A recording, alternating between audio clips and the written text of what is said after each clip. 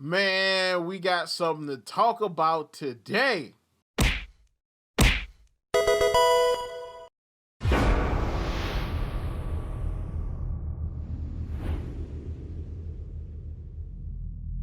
What is up, YouTube? It's RSMario here bringing you another, well, this is more of just a typical gaming video. Alright, so it's not necessarily, it is a Nintendo video, but it's not really like a Pokemon video or anything in specific. This is really just talking about Nintendo in general.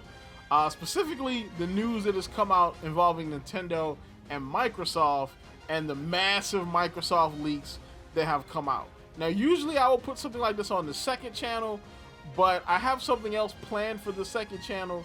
Not to mention, this is more Nintendo centric, so I think this might fit here. So this is where we're gonna be at.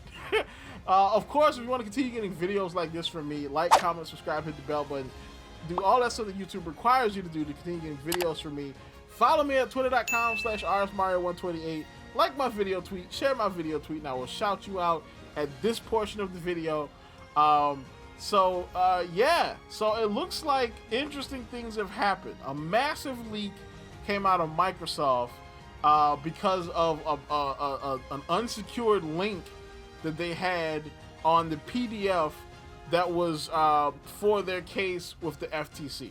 So if you don't know what's going on with that, Microsoft was trying to buy Activision Blizzard King, and of course the FTC decided to wake up and do their job that day and decided to intervene and try to stop them from doing this because, you know, monopolistic practices, one company shouldn't own too much of their own industry, you know, all that common sense business type of stuff. In this case, there was a PDF that was sent to, I guess, somebody else in the case in the FTC, and there was an unsecured link, you know what I'm saying? And since a lot of this stuff involves the federal government, it's public information, and that unsecured link led to a whole bunch of secured documents. So they're leaked out everywhere. Microsoft plans all the way up into like 2028 have been leaked. So we're gonna get into some of it, but the main stuff we're gonna talk about is Microsoft and what they were saying about trying to acquire Nintendo. All right, interesting times in the gaming space. So a couple days ago, there was a massive Microsoft leak of a bunch of documents that was going around because of the Microsoft versus FTC case. You know, when Microsoft trying to buy Activision and the Federal Trade Commission trying to block them because that's their freaking job. The main thing here is it looks like Microsoft was trying to acquire Nintendo. Now, this is not the first time they've tried to do this. They actually tried to do this back in the 90s, before the original Xbox was a thing. More than likely, they would have acquired Nintendo, and then they would have, you know, released the original Xbox. Because, you know, the original Xbox came out like, what, 2001, 2002? This would have been like 98, 99. So, yeah. And Nintendo laughed them out of the building. But it looks like Microsoft carries a grudge, and they were going to try some more nefarious ways of obtaining Nintendo as a whole.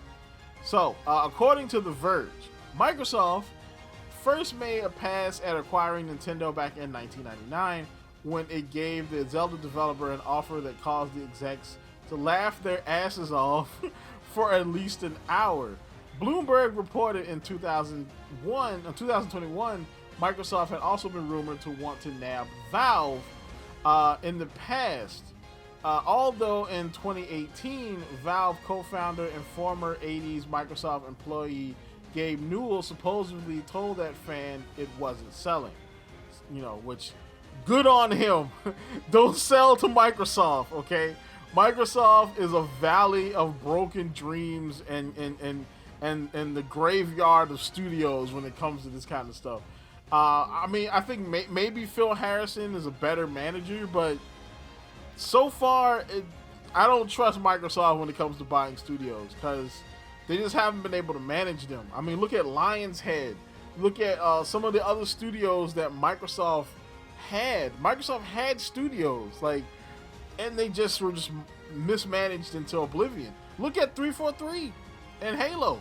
In the 2020 email, Phil Spencer, by the way, tells Microsoft Chief Marketing Officer Chris Capusella and Executive President Takashi Numoto that Nintendo is the prime asset for us in gaming. I've had numerous conversations with the leadership team of Nintendo about higher collaboration. Feel like if any US company have a chance with Nintendo, we're probably in the best position. Nintendo is sitting on a big pile of cash. The rest of the email thread between the three executives discusses Microsoft's ultimately snubbed attempt to buy social media company TikTok in 2020 and other potentially lucrative buys, including Warner Brothers Interactive, Elder Scrolls developer ZeniMax, and who Microsoft absorbed in 2021. Despite this, Spencer acquiesces that he doesn't see an angle in the near-term mutually agreeable merger between Microsoft and Nintendo. So, you know what I'm saying? Basically, they were looking to buy up new studios, basically to expand what they have, their market in the gaming space. Now, this is something a lot of companies have been doing for a long time, mainly because, especially around that 2021-2022 period, a lot of companies were affected by COVID, and stocks were going down because everything had got shut down for a year and a half to 2 years. You know what I'm saying? So it was a pretty bear market where, you know, bigger players could eat the smaller players and make themselves bigger, essentially. And that's what Microsoft was doing. I mean, you see in the last, 2-3 years, Microsoft bought ZeniMax and Activision Blizzard King. So, you know, it is what it is. That's just the way the game works. So I don't think a hostile action would be a good move. Phil Spencer continues. So we are playing the long game, but our board of directors has seen a full write-up on Nintendo and Valve, and they are fully supportive on either if the opportunity arises, as I am. At some point, getting Nintendo would be a career moment, Phil Spencer says. It's just taking a long time for Nintendo to see that their future exists off their own hardware. So basically trying to convince Nintendo that, oh no, you shouldn't control your own destiny, you should sell your soul to us. Your future is with Microsoft. You know, my gosh. Phil Spencer's a grimy mofo, bro. Now, of course, this also could just be, blowing smoke of the executive's kilt, so to speak. You know what I'm saying? To make himself look good and to make himself look like this big, ambitious guy. Because, of course, in the corporate world, that is what you have to do. You have to look like you're a go-getter, like you have an ambitious goal in mind. And what more ambitious goal than buying Nintendo? So this could be just him blowing smoke to make himself look good so he doesn't lose his job. Now, in 2022, to sweeten its controversial planned Activision merger and possibly to improve relations with Spencer's apparent crown jewels, Microsoft made a 10-year promise to release Call of Duty on Nintendo consoles, and it swore to keep releasing the shooter on Steam. Now, I actually did a little video on the second channel about this 10-year Call of Duty deal between Nintendo and Microsoft, because it looks like, the FTC is fully awake at this point, because they are actually looking into the deal as well. Now, I didn't get the results of that. Maybe it was done behind closed doors, or maybe they're still working on something, because again, the entire thing is not over. But another article back in April, we're talking about when the FTC wanted to get more information on the 10-year deal between Call of Duty and Nintendo. So now we kind of know why, Xbox was willing to do that, or Xbox was willing to pressure Activision into doing that. It's more about trying to get closer to Nintendo than it was about trying to look better to the FTC, or at least a little bit of both. But yeah, so this is actually a massive deal You know what I'm saying? As far as like what's going on, it looks like Microsoft trying to buy Nintendo. Now, if they are still trying to do that, that's unknown, because of course, these emails probably reflected what their plan was before they bought Activision. Because more than likely, they were like, they wanted to get ZeniMax, they wanted to get Valve, they wanted to get Activision, they wanted to get Nintendo. I don't know if they wanted to get all of them, or if they just settled for Activision because they couldn't get Valve or Nintendo.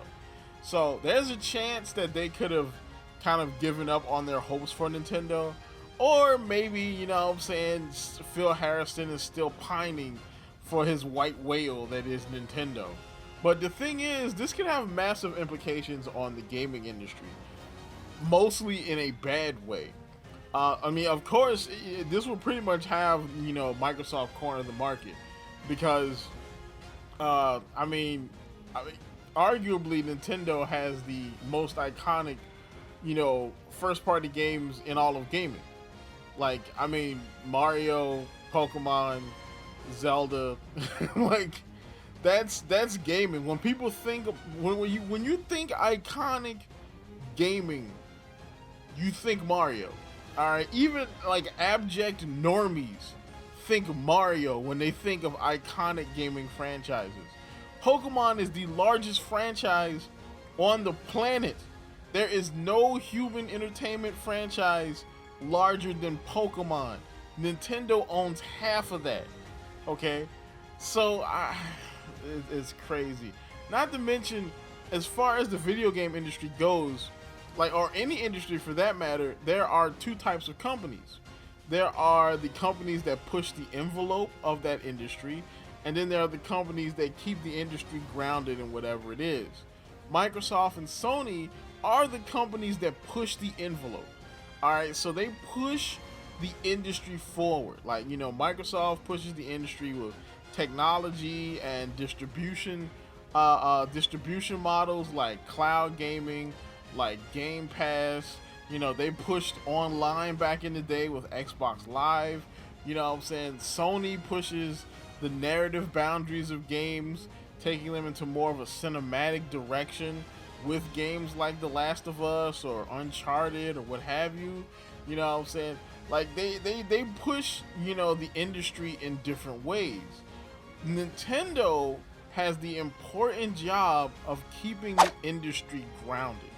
As long as Nintendo exists, gaming is still going to be gaming. You know what I'm saying? Because don't get me wrong, I like what Microsoft and Sony has done, pushing the game industry forward. But if you keep pushing the industry forward more and more and more, you endanger yourself of getting lost in the sauce. You know what I'm saying? And getting, losing what is actually gaming. So, interesting things could be happening here. To me, it seems pretty nefarious to try to play these games, but that's just the way the game of business is played. I tell me what you think about this in the comments. What do you think about Microsoft trying to buy Nintendo in various ways? You know what I'm saying? What do you think? Like, comment, subscribe, and as always, people, keep it real.